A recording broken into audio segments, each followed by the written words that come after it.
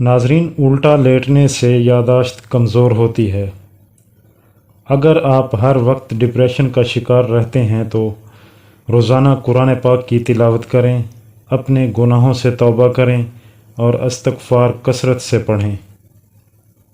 اخروٹ انسان کے جسم میں بہت زیادہ طاقت ڈالتا ہے۔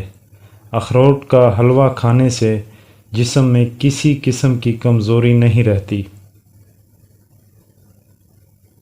بالوں میں سفید پیاز کا رس لگا لیا کرو، بال گرنا بند ہو جائیں گے۔ دیسی گھی کو گرم کر کے چاٹنے سے جوڑوں کے درد سے آرام آ جائے گا۔ اگر آپ کا ناک بند ہو جائے تو گڑ کی دھنی لیں، اس سے ناک فوراً کھل جائے گا۔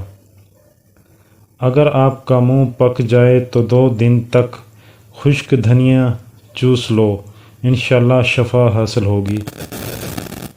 جو شخص صبح نہار منہ تھوڑی سی شہد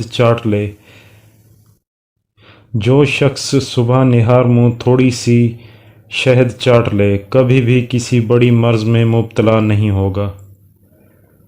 پودینے کا مسلسل استعمال کرنے سے جلد کے داغ دھبے دور ہو جاتے ہیں اور چہرہ صاف ہو جاتا ہے۔ جس گھر میں روزانہ صبح نماز پڑھنا اور قرآن پاک کی تلاوت کرنے کا معمول ہو، اس گھر میں رزق کی تنگی کبھی بھی نہیں آئے گی۔